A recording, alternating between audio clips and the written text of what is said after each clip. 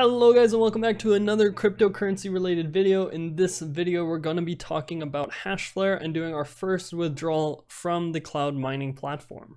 So about a month and 3/4 ago, on December 12th, I invested about 0.1271 Bitcoin on a Hashflare mining contract, and ever since then it's been paying us back daily.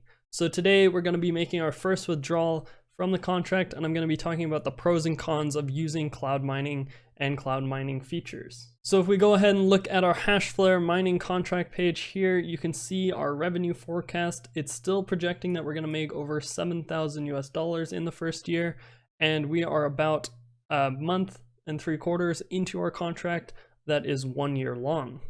So when we first started our contract, I reinvested a few days in a row just to build up a little bit more power. So we now have 1700 terahashes. I also made a video on this a few videos ago, and we are going to be doing our first withdrawal because now we have enough Bitcoin in our account to actually do a withdrawal on the Hashflare platform. So as you can see from our 0.12 Bitcoin investment, we've actually made 0.06 back already, which represents about a 50% return on investment in under 2 months. So the first thing I'm going to do here is hit withdrawal, and then we're going to hit withdraw.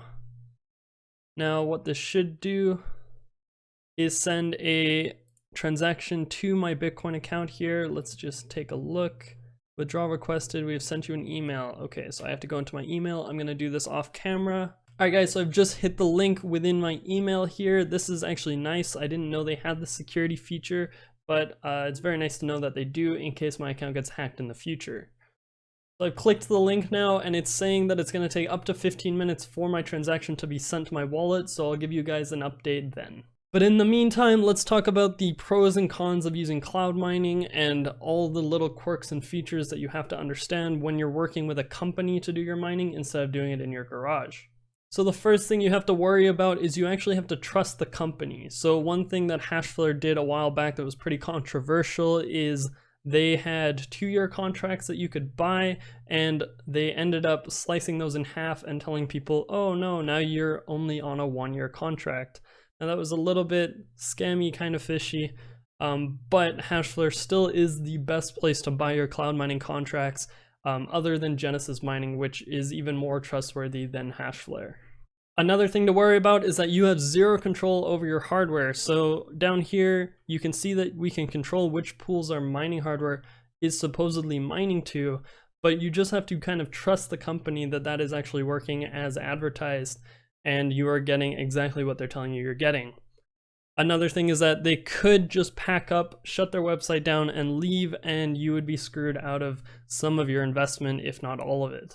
So another thing is that you don't control the coins that are on your account. So I just did a withdrawal right down here that was 0.061 BTC, which is over 700 US dollars, and I believe almost 900 Canadian dollars, and I couldn't withdraw any amounts from Hashflare until I reached 0.05 Bitcoin, which is actually a lot of money these days. So during that entire time that my account was building up to the withdrawal threshold because of the high fees on the Bitcoin network, I had to worry about if my funds were going to be lost to this company and if they were just going to run away with my money. So there are actually big pros to go along with all those negatives I just mentioned with cloud mining. So essentially you don't have to do any work, you just send them Bitcoin and they do the mining for you, so you are getting paid every day and you're not really doing anything except for monitoring your account. We actually have a small mining farm in our garage, and I can tell you it is a lot of work. I'm checking it at least once a day to see if the miners have frozen up. I've also got the power bill to worry about. We've got just the noise. It's very, very loud. We can hear it from outside of our garage with all the doors and windows closed. So the costs associated with it and all the benefits and convenience of cloud mining definitely outweigh the trust issues that you have to have with the company. So if you can do it and you can afford the time, the money, the electricity, the noise, the space, then I definitely would recommend mining at home instead of trusting a third party or a third company to control your mining and your profits and your funds. So I actually am very happy with my Hashflare Cloud Mining account so far. I'm going to be even happier when I get my payment out. But if you don't have the time to spend on your own miner in your own garage or in your own house, then I would definitely recommend this company, and there'll be a link down below to sign up. It is a referral link, and I'm going to be very transparent with that, but I would definitely still recommend this company. Alright guys, so here's another reason you might not want to use Hashflare. I have just received my transaction, although they sent it with such a low transaction fee that I'm probably not going to get this confirmed for maybe a few days, so I don't exactly have power over this money right now. So right here, they've added a fee of 0.76 cents when currently the transaction fee to get into the next few blocks is about $5. So that is one annoyance, is that you can't control the fees that they send your payments with, and you can only send your payments once you reach a certain amount of money. So I've got $721 US coming to me, but I'm just not sure when I'm gonna get it.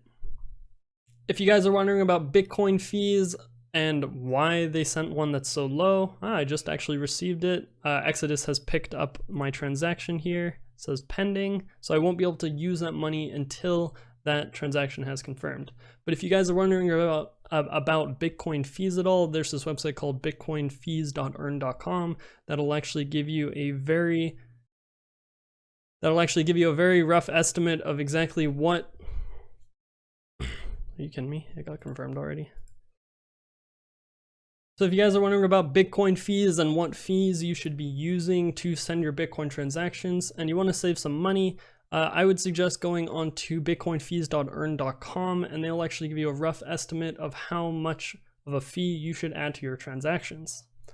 So right now they're currently recommending 200 Satoshis per byte, which ends up being about 45,200 Satoshis, and that's about $5 US.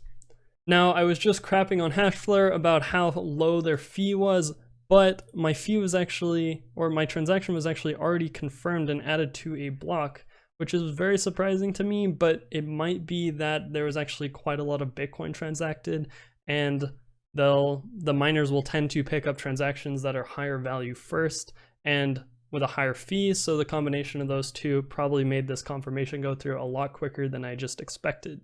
But it's good to see that Bitcoin transactions are still going through with such a low fee now. Back a month ago, it was about $25 US just to get in the first day. So guys, I'm very excited to get my first transaction here. My Exodus wallet is looking very nice and healthy, and I just want to thank you for watching. If you want to see more about cloud mining, blockchain technology, behind the scenes of how Bitcoin works, go ahead and subscribe to me. Leave a like if you enjoyed this video. Leave a comment down below if you have any questions, and I would love to see you in another video. Thanks again for watching, and have a great day.